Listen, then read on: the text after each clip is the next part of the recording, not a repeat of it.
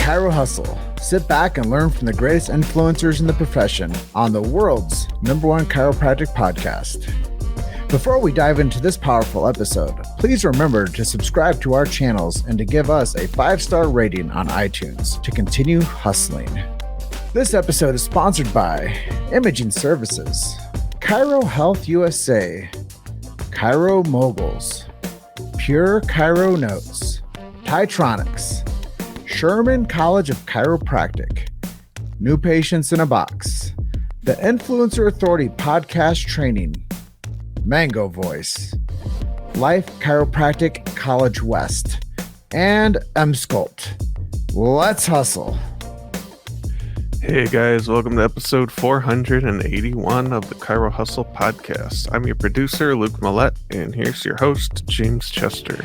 So today we have the opportunity of interviewing Dr. Stu Bittman. And if you want to hear the story about chiropractic from the heart, stay tuned. Welcome back. This is another episode of the Chiro Hustle podcast. Today I got Stu Bittman on with me. I'm really excited for this show. We've been laughing merrily about the stories we've been sharing off camera. And I'm really excited to talk about his career, some of the things that he's done over that time. I think Europe is one of the places he really enjoys going and speaking, which is awesome. And I can't wait to ask him about that. I know he spent some time with Sigafoose and learned and did some work with him for some time. So I'm really excited about this episode. But before we get into everything about Stu Bittman, I'm just going to let you know the big why. Why do we do what we do over here at Chiro Hustle? Well, we do protect freedom of speech. Everybody knows that that's a huge thing in this world today. So we got to protect that at all costs. And family freedom and medical freedom, I sometimes go by those two topics really fast, but they're two different things. We should all have medical freedom for ourselves, and we should all have family freedom to choose medical freedom. And I think those three things are a necessity as we move forward with our show, just so people know where I stand as a director and producer. And then chiropractically speaking, we do protect BJ Palmer's Sacred Trust. I think that that's something that we have to talk about. People sometimes forget the past if they're not reminded. And BJ Palmer's Sacred Trust were his last words. So if you want to learn more about chiropractic, go to your favorite search engine and look for BJ Palmer's last words, the Sacred Trust. And then we do believe and support in subluxation-based chiropractic, innate intelligence, and universal intelligence. We believe that when man or woman, the physical, get adjusted, it connects them to man or woman, the spiritual. And with that being said, Dr. Stu Bittman, welcome. Thank you. I don't know if we'll have anything to talk about, since I told you all I had planned was talking about neck and back pain. Our musculoskeletal segmentation dysfunction, or whatever they call it. Yes. I could talk for at least 52 seconds on that. So chiropractic, you know, I had a chance to hear your story before this all kicked off, and I think it's a pretty fascinating 40 years journey, 24 years practicing, and about 12 of those spent with Sigafoose. So if you can just kind of share with us how you decided chiropractic was the right move for you, and then we'll move on to some more topics. Well, I didn't really decide chiropractic was the right move for me until I was about 3 years out of school. I got into it for other reasons. Hurt my back. I was working at Harrah's Tahoe Casino, and I went to see a chiropractor because my dad always saw a chiropractor for his back. And there happened to be a guy, regular player on my wife's poker. She dealt poker at the time. And it was a regular player on the game named Doc, who was a chiropractor. Started to see him and was very impressed with the results. So my start was very mundane. And I went to school. It wasn't until about 3 years out of school, literally, that I went to a Parker seminar and heard anything about the philosophy of chiropractic.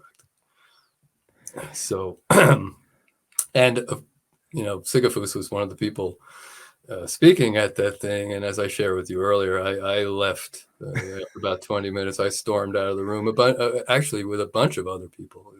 There was a lot of people storming out of the room in those days. And God bless, Sigafoose would speak about what you and I love anywhere, which is why a lot of people got to hear the message who might never have heard it otherwise. So I wasn't ready then, but about a year later, he must have changed everything he said, because thank you for laughing at that. I doubt he changed anything that he said. So something must have shifted in me. And I have to tell you that even when I walked out the first time, I still was like, wow, wouldn't it be cool to be that passionate and that certain, and that, to have something to get you out of bed in the morning? Because at that point, it wasn't doing it for me.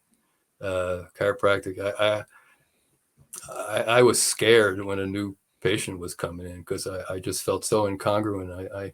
I learned very well what I was taught. I was the valedictorian at LACC, and I'm not bragging. I'm just telling you how much I had to unlearn.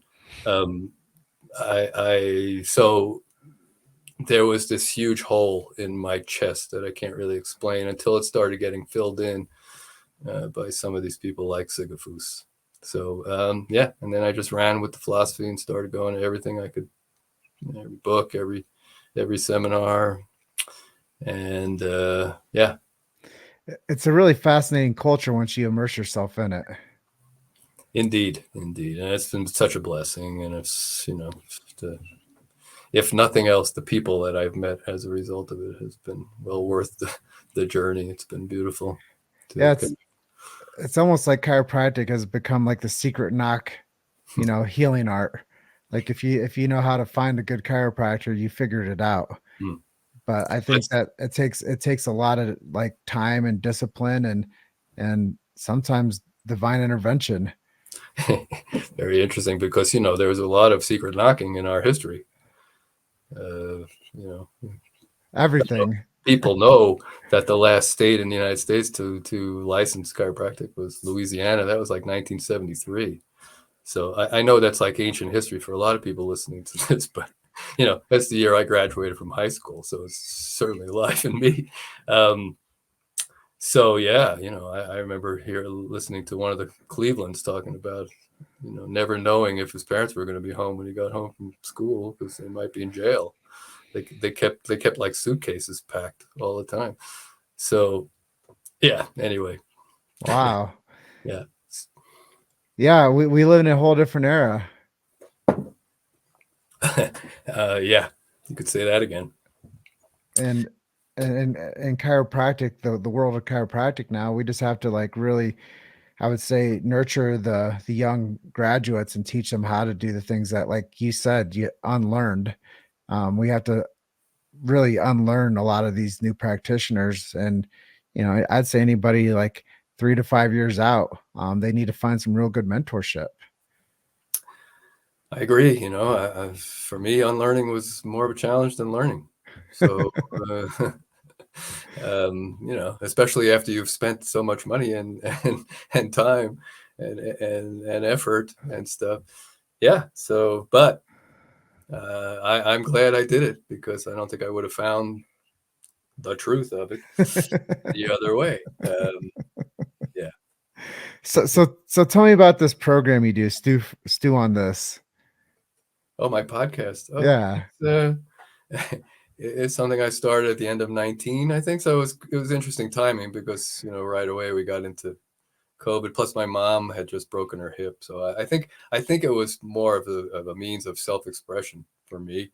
And so it's not an interview thing. It's just me spouting off, generally 6 minutes, 8 minutes, 10 minutes. So they're short episodes, and it's just generally inspiring, funny,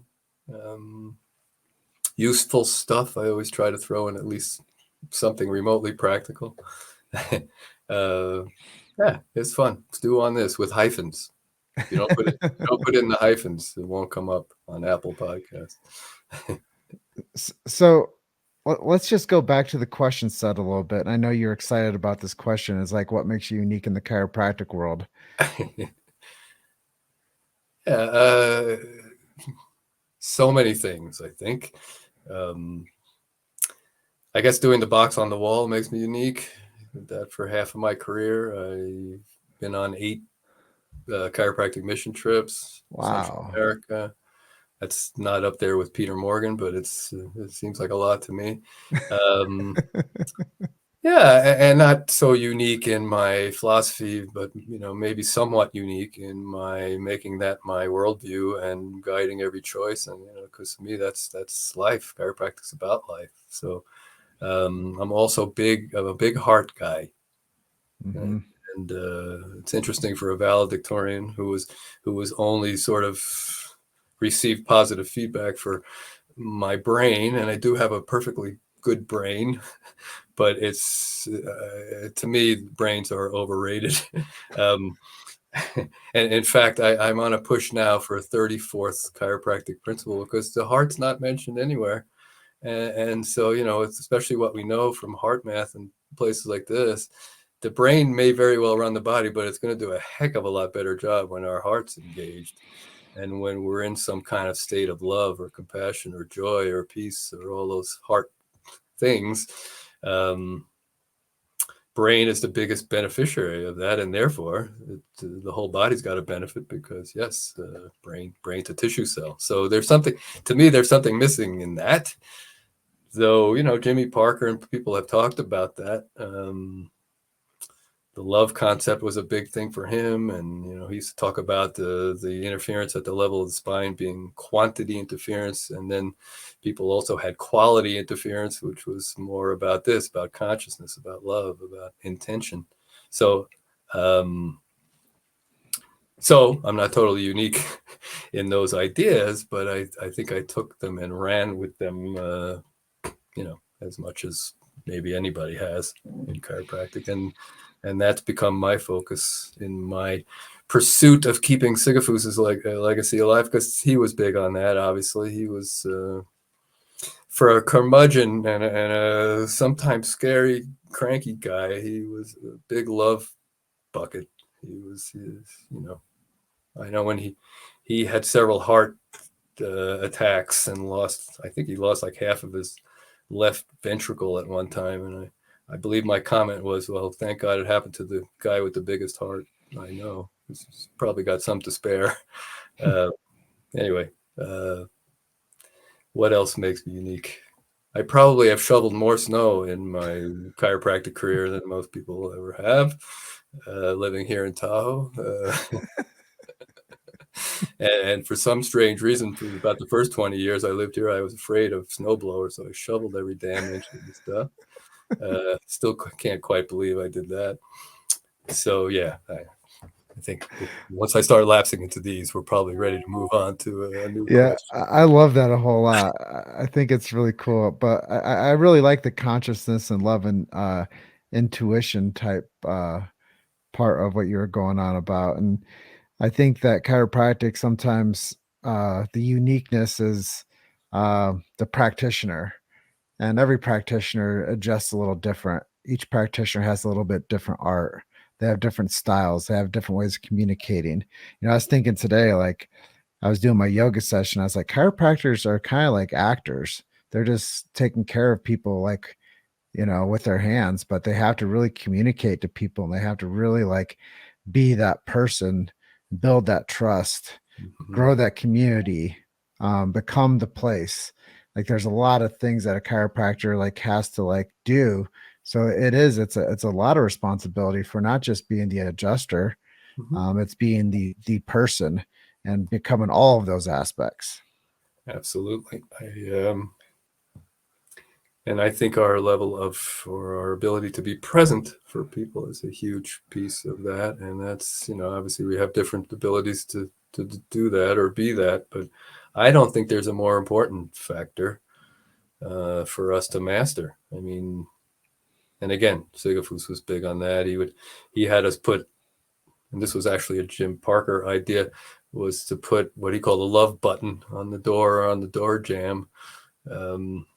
Just something there and I would actually push it, and the kids would love to push it too. It didn't do anything when you pushed it, other than remind me that when I walk into this room, the only thing that I want to bring with me is love. I mean, I don't want to bring the last person who pissed me off, or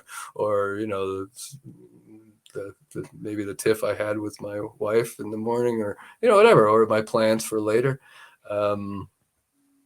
I mean, we did a survey in my office one time, and we asked people how long they thought they were in the room with me, and the average was like 8 minutes, they thought, and it was more like 3.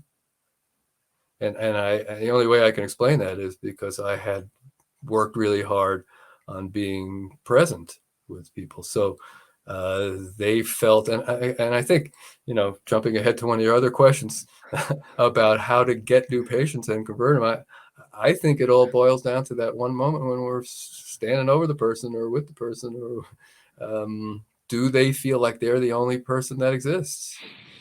And does that moment feel like the only moment that exists for them? Mm-hmm. I think these are tremendously important things, Well, especially since in my early days, I've spent 20 minutes with people doing God knows what. I mean, what I learned in school, I wish I had tapes, because I must have tap danced and cut their hair, and I don't know. well, But but I don't think people felt, if I did a survey, they probably thought they were in there for 8 minutes or something, because, I don't know where I was. So, yeah. yeah, I, I think that, chiropractic, as you're saying, it's about over the table. It's either relational or it's transactional. And people pick up on the transactional style practice. And it can be that, and you can still thrive.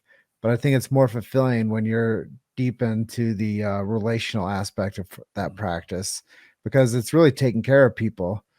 And I know that people can take care of people under their own like vision. And chiropractic is a healing art. So it's really cool to see how everybody kind of adopts their own practice model, their own practice style.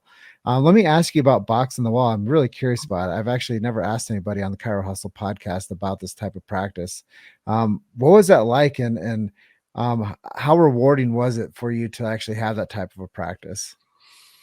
It was spectacular. It was, and again, I don't necessarily advocate it. I had gotten to the point in my life where I could no longer not do it. And a lot of that had to do with the mission trips I did. So it was very freeing. It was very beautiful. It didn't, so people ask me, clients ask me, do you think I should do the box? I always say no.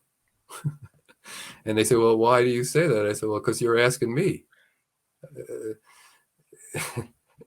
If you get to the point where your heart is just screaming for you to do that for the right reasons, and I don't think like not wanting to deal with money is a good reason, or if you have a lack consciousness and you're just afraid to ask or whatever, I don't think these are good reasons to do the box. I did the box because I experienced in Panama what's possible when I don't attach to things that to me have nothing to do with my, I mean, obviously I need to get paid because Rayleigh's, the supermarket here, generally asks me for money when I want to buy stuff.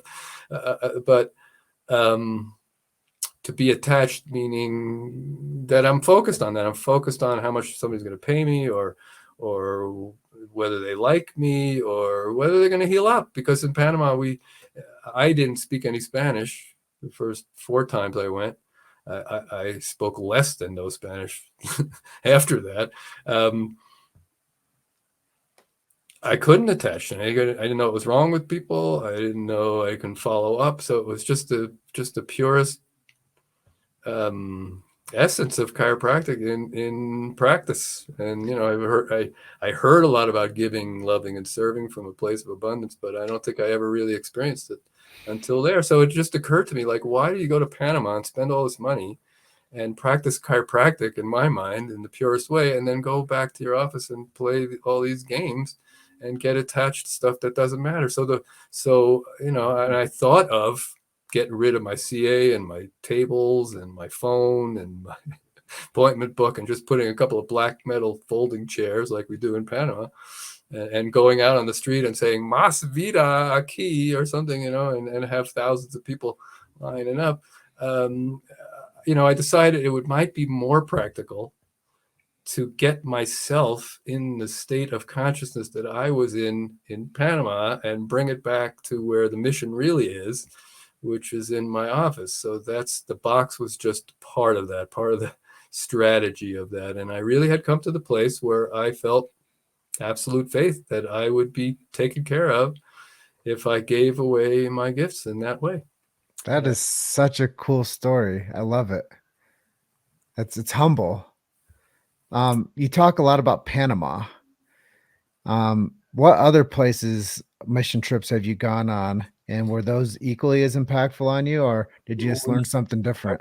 I went on the first 4 missions to Panama in 97, 98, 99, I guess.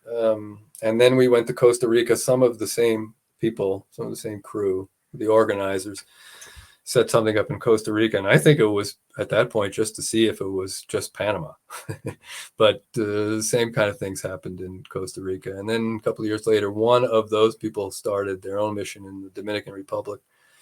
And yeah, they've all been amazing. And we just went back to Panama actually in 2017 for the first time in 10 years. And next time you go, I'm coming. Okay. In fact, we might be announcing one pretty soon. We're talking about one this year. So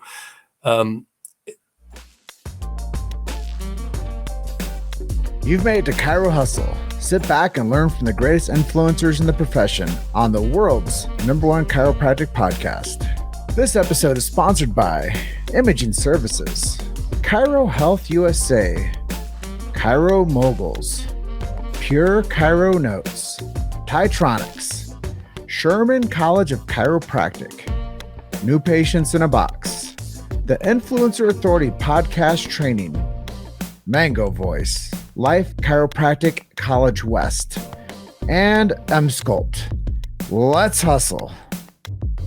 Yeah, and again, what was particularly beautiful about it is what I already said. It was just such a lesson in what's possible without words, what's possible without attaching. Yeah, I'm headed down to Dominican Republic in the end of March with Peter Morgan for my first one.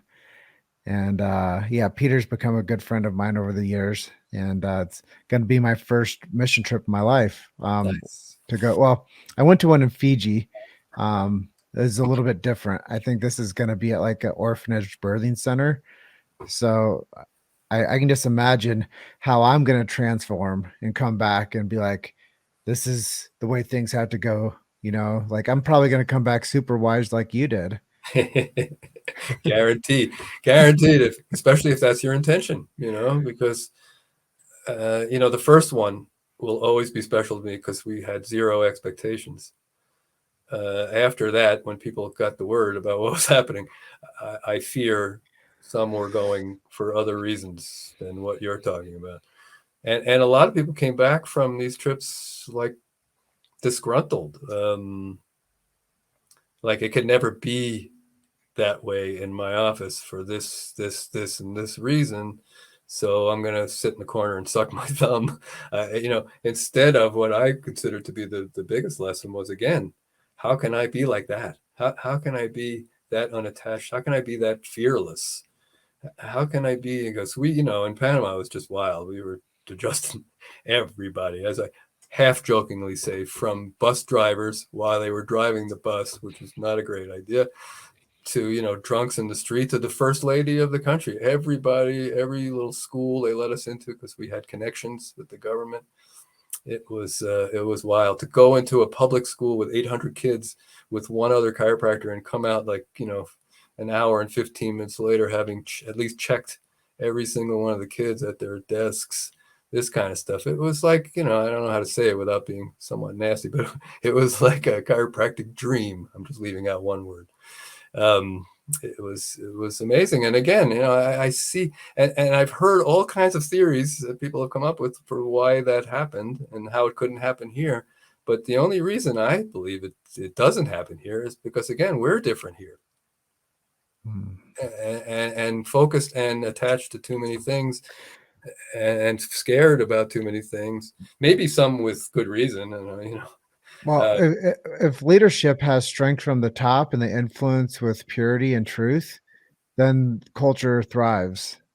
And when leadership says chiropractic's good and open up the schools to it and open up the community centers to it, and there's people out here giving adjustments, and the culture wants to be healthier, they're smart.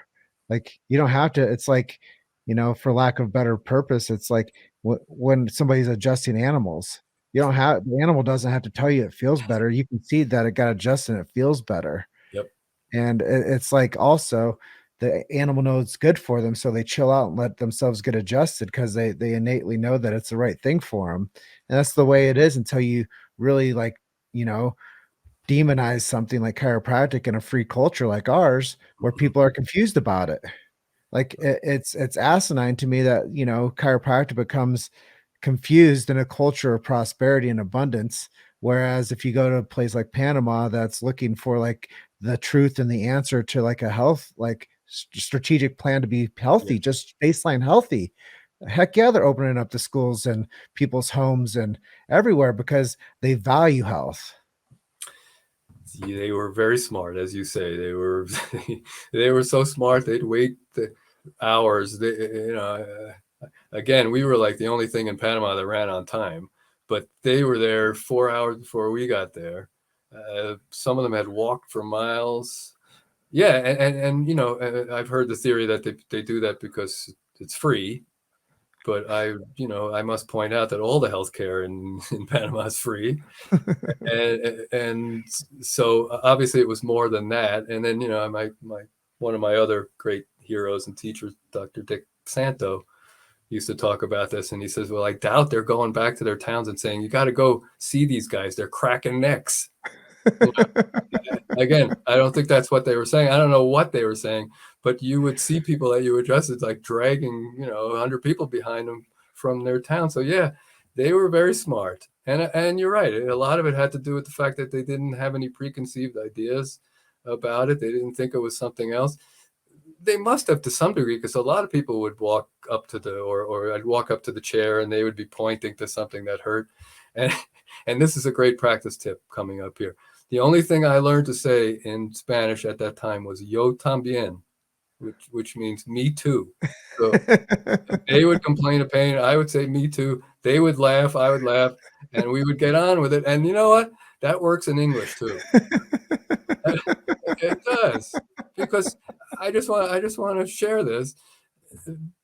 When people complain about pain and symptoms, even though you've told them that's not what it's about, my advice would be, don't take that as an insult, or don't take that as them being stupid or them not getting it. They just need to be heard. They just need some acknowledgement. So something like me too, man. I don't like pain. I'm not a big fan of pain either. And so let's check you. Let's clear the interference, because that's obviously one of the things that could happen as a result of that interference being clear. It happens a lot, and none of us probably complain about it if it happens. So, yeah, I just wanted to throw that in. Yeah, I think it's good. Communication, just ice breaking, because it can get really tense when somebody's talking to you about their real health concerns, Sure. and when somebody doesn't feel good and they just want relief. And people can appreciate it when you can find commonality with them. I once heard this communication strategy when somebody has something going on. It's called feel, felt, found. I understand how you feel. I'd have felt the same way. But what I found is if we do this and just clear out that subluxation, you'll feel a whole lot better. I And like it. I think that if you start implementing feel, felt, found in almost anything, you would find yourself getting a lot further in life with a whole lot less Mhm. interference. And I think that would really help us with our constant dream of being more unified as a profession, because we could be a little more accepting. Like you said before, we're all unique, and even though I find some chiropractors' practices limited to some degree, I can be compassionate because that was me. I was every one of those.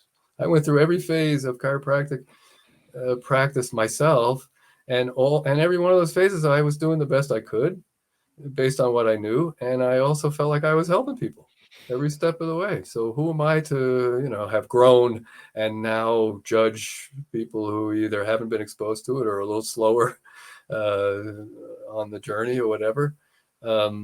Anyway, Well, that was a good point. yeah, I was speaking at Danny Knowles' Mile High Philosophy Weekend, he would have these not the big event, but he'd have these like philosophy nights throughout Boulder. And I came out for one, and it was 5 years ago. I gave a talk to a group called Unity Through Diversity.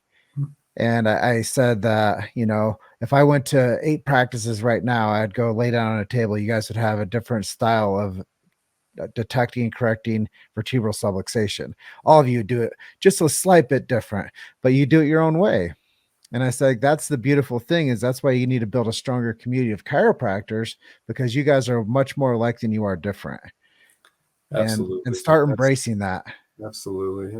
It's just a matter of what we choose to focus on.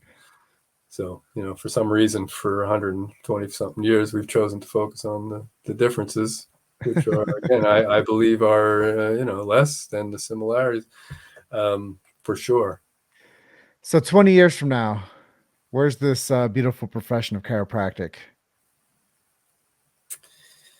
Well, that's a tough question, because I have a head answer and I have a heart answer. my head wants to say, well, I've been asked that question for 40 years, and I heard Sigafoose address that question for many years. And so I'm not going to go there. I'm going to go with my heart answer, which is, I think what's happened in the last few years is the biggest opportunity we've ever had since I've been around in chiropractic. I think people are getting desperate for something that they can rely on, something to help them feel safe in this world, something that they could trust, and what better to trust the greatest doctor in the universe, which is right inside of them. The time is ripe for our message. And I think a lot of people feel let down by some of the things they thought they had faith in. I think this is a tremendous opportunity. And again, it's just going to require stuff like you do, and putting out this information and standing strong together and being a little less judgmental and vicious with our colleagues. And I heard this a long time ago, that chiropractic is unique in that when we're being attacked, we circle the wagons and shoot in. It's time for us to start doing that. And I think if we can manage to do that, people are ready. It's another thing Dick Santo used to say. We water it down and we dilute it, and we get a little weak sometimes because we think people won't accept it, but they're already there. Amen. The people are waiting. We just have to go get them. When I do like a marketing event, I call it harvesting the community. We have to go out there and harvest the community and bring people in. And then we have to make them like healthy and take care of them, and like make them advocates and send them back out to go get more. And I think that it's a bigger cause, and I think when you get it and you can like really like give that heart-centered care to people and earn their business and earn them to be to be able to take care of them, and they become loyal enough for you to be able to take care of their kids and families, that is relational. And that is like the real power of this profession, is everybody does it a little bit different. But the cool thing is that chiropractic can, they can embrace that, and they can make that their message, is we all do it a little bit different. Come try it out, you know? Yeah. And there's enough of us to choose from. So, it's a personal thing. It's an intimate thing to me. The chiropractic adjustment is an act of love to me. So it couldn't be more relational, especially if we're there and we're holding that vision and that intention. Chiropractic care is an act of love. I love that. Well, it absolutely is. Do you have time for 2 more questions? Sure. I'm curious. I know you've been on these 8 mission trips and you've been in practice 26 years. Is there a miracle story that you've seen over this time that you'd like to share with our audience? Well, lots of them. I adjusted a woman for a couple of weeks, and she got a period, and she'd had a hysterectomy 8 years earlier. I don't know why that popped into my head, but that was the last time I ever saw her. So I know the reason that popped into my head is sometimes miracles are a little too much for people. I don't think she was. I think that was more than she bargained for. Anyway, I like mentioning that because we come up with all kinds of reasons why people leave, and I don't think that usually includes like, whoa, maybe they got more than they even bargained for. But that's obviously a possibility. Well, the story that I've told for years is very similar to something that happened with Sigafoose. I had a guy who complained about his shoulder for several months, even though I told him every single time, well, he would ask me when his shoulder was going to feel better, and I would give him a different version of I don't know, twice a week for 2 months. I was actually quite proud of how creative I could be with that. He also was not letting me check his 5-year-old daughter, who he brought to the office every single time. Long story short, I was about to just ask him if he thought it might be a better idea to go somewhere where they could address his shoulder issue. And before I could get that out, I got this thought flash. Ask her. Well, first of all, I asked him what had changed as a result of his care, and he denied anything had changed. So that's, again, when I was about to tell him he's in the wrong place, I get the message, ask her.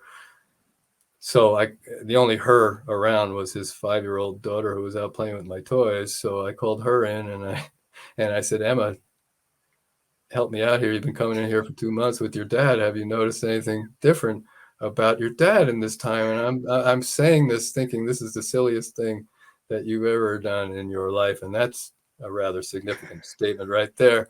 But Emma surprised the heck out of both of us, I think, and started to cry like only a 5-year-old could. And she finally caught her breath and said, yeah, he's not beating on me anymore. So I consider that a miracle because it's not only a miracle, but it's, to me, a beautiful, beautiful chiropractic story because I didn't know he was hitting her.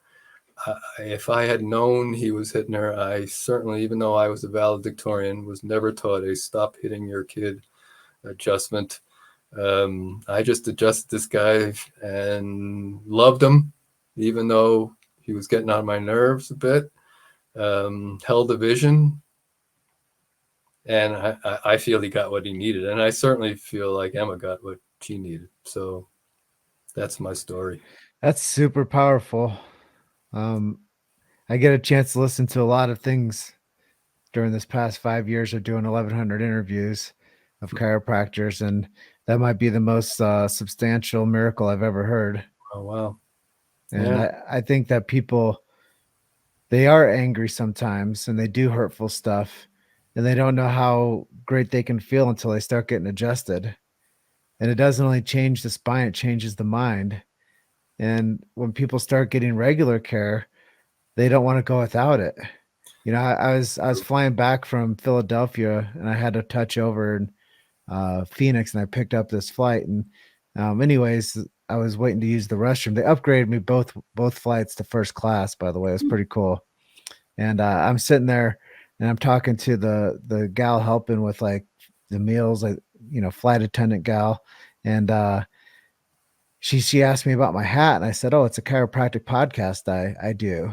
And she's like, oh, chiropractic, I've been thinking about going and getting, like, you know, checked one time.